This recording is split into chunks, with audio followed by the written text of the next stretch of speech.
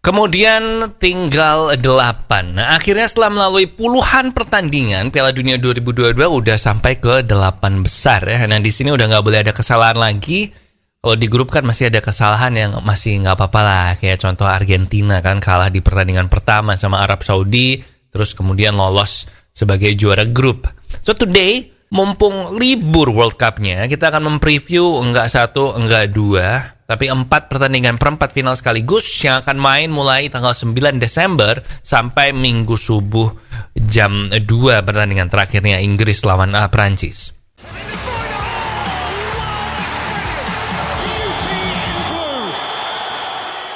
Welcome back di Tiang Jauh kali ini untuk episode preview 8 besar Piala Dunia. Dan sebelum preview kita bahas sedikit Maroko Spanyol dan Portugal Swiss.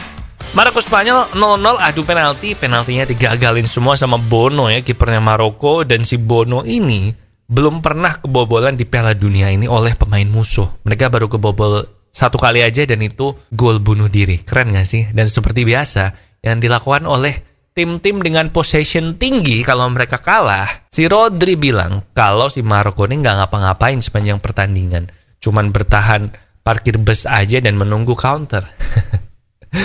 Kayaknya suatu saat si tim-tim yang bertahan lawan tim possession tinggi ini mesti ngebales ya, perlu bilang kayak Rodri, Spanyol nih sepanjang pertandingan juga nggak ngapa-ngapain, cuman oper tapi nggak ada forward run yang menusuk, nggak mencoba ngambil resiko, pengecut, bertahan dengan cara memegang bola, very boring ya, ngebosenin banget. Kayaknya harus ada yang ngebales ngomong gitu sih. Next ada Portugal Swiss 6-1. Ini gue gak nyangka sih Swiss dihancurkan kayak gini ya. Soalnya mereka tuh biasanya mainnya alot. Dan anyway, tentu aja headline dari pertandingan Portugal Swiss ini adalah untuk pertama kalinya sejak Euro 2000, Portugal ini bermain tanpa Ronaldo di starting lineup di babak knockout sebuah turnamen. Dan mereka nggak kehilangan Ronaldo sih, menang 6-1.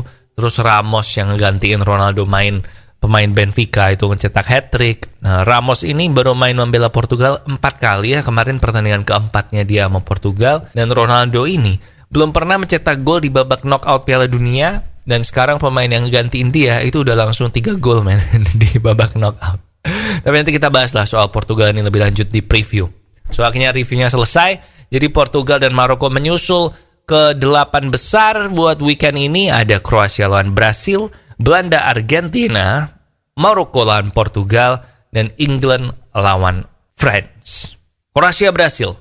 Nah setelah ngalahin Jepang 3-1 lewat adu penalti kemarin, waktu normal dan extra time 1 sama, Kroasia akhirnya 2 kali berturut-turut maju ke perempat final Piala Dunia atau 8 besar. Walaupun kalau lihat dari permainan, sebenarnya Kroasia ini cukup dibikin kesulitan ya sama Jepang. Bahkan sebenarnya mainnya lebih bagus Jepang sih, cuman finishingnya Jepang aja yang rada mengecewakan gitu. Makanya dibikin premis dari anime Blue Lock itu kan. Tapi memang Kroasia ini punya pengalaman dan mental bertanding yang kuat sih. Mereka ini 7 dari 8 pertandingan terakhir di babak knockout di turnamen besar ya, alias Euro dan Piala Dunia, itu selalu masuk ke extra time. Nah, di Piala Dunia, 4 dari 5 pertandingan knockout terakhir Kroasia itu masuk ke extra time, 3 masuk ke penalti, dan Kroasia ini menang terus kalau adu penalti. Nah, kekalahan mereka yang satu-satunya yang nggak lewat extra time itu adalah final Piala Dunia lawan Prancis 4-2 di 90 menit. Nah, Kroasia ini juga nggak pernah kalah di 10 pertandingan terakhir, dan dari 20 pertandingan terakhir sejak Euro 2020,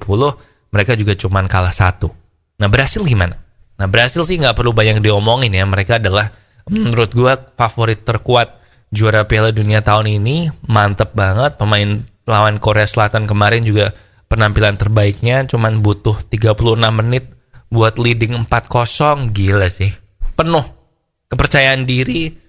Cuman Brasil perlu hati-hati jangan sampai over PD, karena mereka di 3 dari 4 Piala Dunia terakhir selalu kalah di perempat final, kalah sama tim Eropa. 2006 kalah sama Prancis, 2010 kalah sama Belanda, 2018 kalah sama Belgia, 2014 masuk semifinal sih, tapi di 7-1 sama Jerman.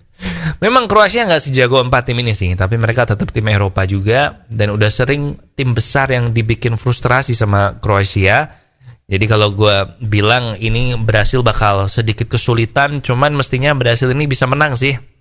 Kesulitan sedikit, tapi menang di 90 menit. Skornya 2-0 untuk Brasil, tapi kalau 2-1 gue juga nggak kaget. Next ada Belanda, Argentina. Belanda masuk perempat final ngalahin Amerika 3-1, Argentina ngalahin Australia 2-1, dan Belanda ini untuk ketiga kali berturut-turut masuk ke perempat final Piala Dunia. Dan tiap kali mereka masuk ke perempat final Piala Dunia sejak tahun 1994, Belanda ini selalu menang di perempat final. 2010 dan di 2014 mereka menang perempat final, masuk ke semifinal. 2018 sih mereka nggak lolos Piala Dunia ya, jadi nggak dihitung. Dan Belanda ini ada di 19 pertandingan nggak terkalahkan sejak ditangani oleh Louis van Gaal. Nah, Argentina gimana? Argentina sebenarnya kemarin kalau nggak kalah sama Arab Saudi bakal lebih gila lagi, bakal kayak 30 pertandingan nggak kalah atau berapa gitu. Nah, tapi setelah kalah dari Arab Saudi, memang penampilan Argentina ini terus membaik ya, jadi grafiknya tuh meningkat terus permainannya. Jadi mungkin ada benernya kalah sama Saudi di pertandingan pertama, jadi buang sial di depan dulu gitu. Nah, kemarin waktu lawan Australia juga Messi mencetak gol pertamanya di babak knockout Piala Dunia di pertandingan ke-1000 sepanjang karirnya dia. Dan biasanya kalau Argentina ketemu Belanda di Piala Dunia itu alot sih. Ujung-ujungnya seri terus extra time. Menurut gue kali ini juga bakal kayak gitu. Cuman kalau di 2014 waktu itu 0-0 sampai adu penalti, kalau ngelihat gaya main dua tim saat ini, Argentina menyerang dan Belanda ini ke counter attack. Dan Belanda juga cukup dibuat kesulitan sama Amerika di awal-awal. Mestinya sih kali ini nggak 0-0 sih. Cuman seri dan maju ke penaltinya kayaknya masih. Gue bilang ini prediksi gue 2-2. Terus extra time, terus penalti. Nah kalau penalti ya gue nggak tahu deh. Serahkan ke yang di atas. Kemudian ketiga ada Maroko lawan Portugal. Maroko ini adalah tim dengan defense terbaik di Piala Dunia kali ini. Baru kebobol 1 gol bunuh diri kayak yang tadi gue bilang. Sementara Portugal adalah tim yang ngegolin paling banyak di Piala Dunia ini. Jadi artinya ini pertandingan bakalan menegangkan, bakalan alot. 4 tahun lalu mereka ketemu sebenarnya di grup ya. Dan waktu itu Portugal menang tipis 1-0. Jadi kali ini kayaknya mirip-mirip nih, bakalan alot juga kayak gitu. Nah terus gimana dengan Ronaldo? Nah gue bilang sih Ronaldo akan tetap di bangku cadangan ya. Karena satu Ramos yang ngegantiin dia mainnya lebih bagus, lebih pressing juga, ngegolin juga. Sementara Ronaldo kemarin waktu masuk di pertengahan babak kedua kelihatan enggak ngepres dan kesulitan untuk mencapai bola-bola yang ditujukan ke dia. Kayak memang udah faktor U-nya udah kelihatan sih. Jadi feeling gue yang starting si Ramos lagi dan Ronaldo baru masuk kalau Portugal butuh gol atau mungkin kalau dipersiapkan buat adu penalti ya. So prediksi gue 1-1 90 menitnya terus extra time. Nah extra time-nya itu gue gak ngerti deh.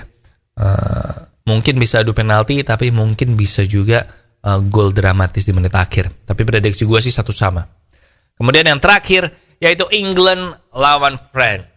Sedikit disclaimer, saya fans Inggris ya. Jadi mungkin kalau rada bias, ya namanya juga manusia kan gak mungkin bisa menghindari kesubjektivitasannya. Tapi secara mengejutkan sebenarnya England kemarin di 16 besar tuh tanpa kesulitan mengalahkan Senegal 3-0. Padahal banyak termasuk gua yang memprediksi kalau mereka bakal kesulitan, menangnya tuh bakal menang tipis. Nah tapi perempat final ini lawan Prancis, nah ini akan jadi tes sesungguhnya yang pertama buat Inggris di Piala Dunia ini. Nah di Euro kemarin waktu lawan Jerman, Inggris ganti formasi dari 4 back jadi 5 back. Nah menarik untuk dilihat kali ini bakal kayak gitu apa enggak. Yang menarik adalah gue baca satu artikel gitu katanya sejak Piala Dunia 2018 Inggris ini udah punya staf khusus yang mengikuti Perancis. Jadi mereka mengumpulin data-data tentang Perancis nih, dari yang main siapa di tiap pertandingan, gaya mainnya gimana, formasinya gimana, taktiknya gimana, pemain yang dipanggil siapa aja. Nah supaya nanti mereka siap kalau ketemu Perancis di turnamen. Terutama tentang gimana bisa mengontrol Kylian Mbappe ya, yang saat ini adalah top scorer sementara Piala Dunia dengan 5 gol. Dan jadinya kita lihat aja, ngefek nggak nih punya staf khusus. Ini akhirnya ketemu loh, garisnya takdir mempertemukan Inggris lawan Perancis loh. Untuk melihat nih apakah memang bisa staf khususnya ini ngumpulin data nih ngefek apa enggak. Tapi gue percaya kalau ya England ini bisa menang sama Perancis, sepertinya momentum akan membawa mereka ke final sih.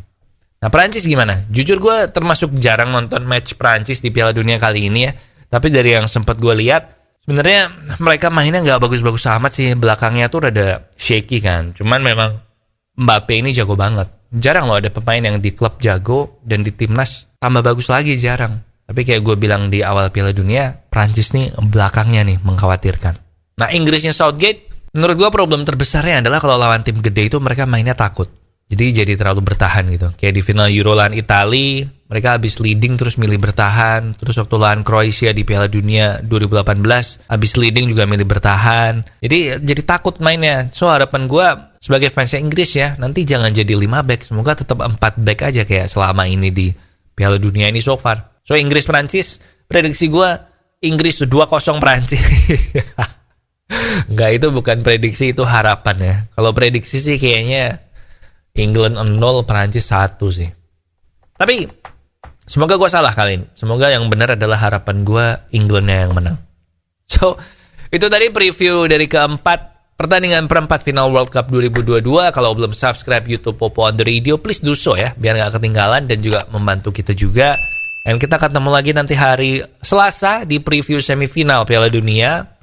Yang kalau prediksi gue benar semua, berarti akan menjadi Brasil lawan Argentina dan Perancis lawan Portugal. Dan nanti finalnya berarti Perancis sebagai juara bertahan akan berhadapan dengan Brasil atau Argentina. Gila, keren sih. So kita tunggu aja nanti hari Selasa ya.